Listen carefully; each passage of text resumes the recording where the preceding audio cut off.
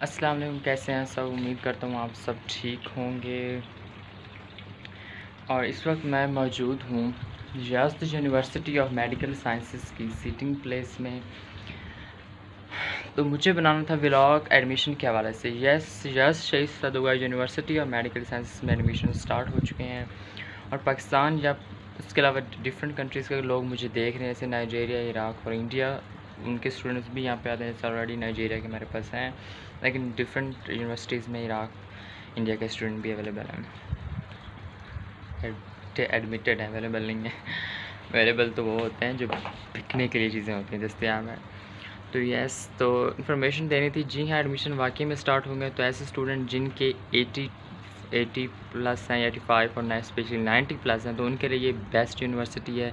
अगर वो अपने उन नंबर की बेस पे कुछ फ़ायदा हासिल करना चाहते हैं और ज़्यादा अखराजात से बचना चाहते हैं, क्योंकि बाहर आने के बाद सबका यही होता है कि कम से कम खर्चे में और यूनिवर्सिटी की भी अच्छी होनी चाहिए। तो यूनिवर्सिटी की मिसाल मैं खुद यहाँ पे हम लोग खुद हैं कि वो कितनी अच्छी है। मैनेजमेंट से हमें कोई भी गिला नहीं है, हमें सब कुछ उन्होंने हर एक चीज़ से उन्होंने फैसिलिटेट किया हुआ है। इवन दूसरी यूनिवर्सिटीज़ हैं, उनके बच्चे हमसे शिकायत कर रहे हैं कि उनके यहाँ मैनेजमेंट के इशूज़ हैं, वो यहाँ पे माइग्रेशन करवाना चाहते हैं।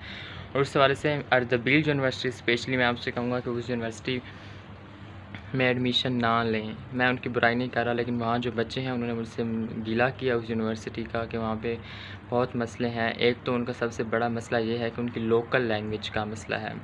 लोकल लैंग्वेज तुर्किश है, वो फ़ारसी में पढ़ाते हैं और सिखाते भी फ़ारसी हैं, लेकिन उनको क्लिनिकल में तो उनको तुर्किश भी सीखनी पड़ेगी, अदरवाइज़ वो क्लिनिकल कर ही नहीं सकते। ईरान आने के लिए आपको सबसे पहले ये भी देखना है कि आप किन यूनिवर्सिटीज़ में जा रहे हैं और वहाँ की मैनेजमेंट कैसी है। उसके अलावा आपने ये भी चेक करना है कि वहाँ पे लैंग्वेज लोकल कौन सी लोकल लैंग्वेज है। तो यज़्द के बारे में बताते चलूँ कि Yazd university of medical sciences की फ़ीस के हवाले से जिन बच्चों के भी 90 प्लस हैं या 80 प्लस हैं, उनके लिए ये बहुत ही अच्छी यूनिवर्सिटी है कि उनको 2000 से 2500 की रेंज में, 2500 से तो 100% कम ही है, ये तो डन एंड कम मिलेगा, लेकिन आपके इंटरव्यू पे डिपेंड करता है। 2000, 2100, 2200, 2300 इस तरह आपकी फ़ीस बनेगी। स्पेशली 90 प्लस जो बच्चे हैं, जैसे कि पिछले साल पाकिस्तान में 1100 मार्क्स आए थे बच्चों के, उस हवाले से तो 90 प्लस वालों की तो भरमार होगी पाकिस्तान में। लेकिन उन बच्चों में से अगर कोई ईरान आना चाहता है और स्पेशली इनके 95% या 90%, तो उनके लिए ये सबसे बेस्ट है। इंटरव्यू आपको देना पड़ता है, लेकिन don't worry if you are going to be here through by my process, through by my link, so I am going to give you some tips कि आपको इंटरव्यू कैसे क्लियर करना है। क्योंकि माइग्रेशन के लिए जिन बच्चों ने अप्लाई किया था, तो मैम ने हमें बताया कि वो कैसे इंटरव्यू लिया जाता है, क्या चीज़ें चेक की जाती हैं जिस बच्चे इजीली यहाँ एडमिटेड हो सकते हैं। तो मैं और इवन मैंने खुद पास किया A+ ग्रेड से इंटरव्यू, तो मैं आपको ज़रूर उसका अपना भी एक्सपीरियंस शेयर करूँगा। लेकिन उसके लिए आपको मुझे कांटेक्ट करना होगा। जो भी बच्चे इंटरेस्टेड हैं, मैं अपना नंबर वगैरह सब कुछ मेंशन कर दूँगा। हॉस्टल की बात की है, ट्यूशन फ़ी मैंने आपको बता दिया। हाँ, और जिन बच्चों के एग्रीगेट मैट्रिक और FSC मिला के एवरेज 70 बन रहा है, 70 की रेंज में, तो उन बच्चों के लिए ये है कि वो 2500-2600 तक उनकी फ़ीस बनेगी यूरो में। उसके अलावा हॉस्टल फ़ीस है $400 पर ईयर की, और पर्शियन फ़ीस जो होती है वो $100 होती है पर सेमेस्टर की। पहले 4 सेमेस्टर के बाद पर्शियन ख़त्म हो जाती है। और उसके अलावा रजिस्ट्रेशन फ़ीस होती है, जस्ट एक दफ़ा ही देनी पड़ती है आपको, वो होती है 400 यूरो होती है, एक दफ़ा ही देनी पड़ेगी, बाद में नहीं देनी पड़ेगी। तो उसके बाद मैं आपको बताऊँ, आपका पर सेमेस्टर ख़र्चा आता है 1300 यूरो आएगा आपका, या 1300 यूरो ही आएगा, और 4 सेमेस्टर बाद आपका 1200 यूरो बन जाएगा। मेस की बात करूँ तो मेस यहीं का ही बहुत ज़्यादा सस्ता और अच्छा भी होता है।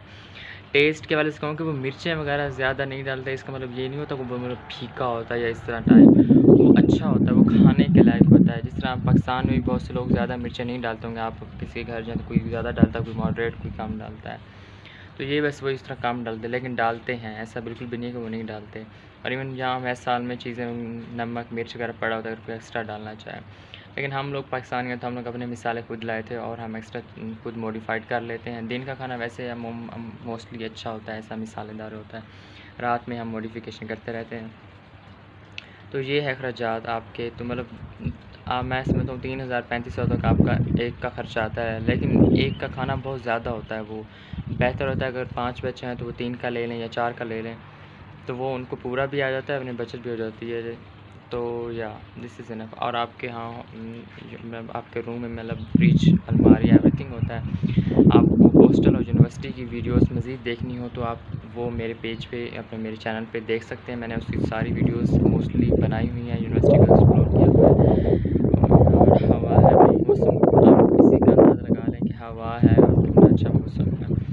तो यस, उसके अलावा मैं क्या बताऊँ यूनिवर्सिटी के बारे में। एडमिशन के लिए ये यहाँ एडमिशन स्टार्ट हो चुके हैं। दूसरी जो सबसे बड़ी बात है कि आपको जल्द से जल्द इस यूनिवर्सिटी में अप्लाई करना होगा, क्योंकि ये यूनिवर्सिटी बाकी यूनिवर्सिटियों की तरह नहीं है। कुछ यूनिवर्सिटीज़ लेती हैं लेकिन कुछ नहीं लेती, तो ये इंटरव्यू लाजमी लेती है। इंटरव्यू के बिना आप यहाँ पे इन नहीं हो सकते, तो उसके लिए आपको फ़र्स्ट शॉर्ट लिस्ट करवाना होता है।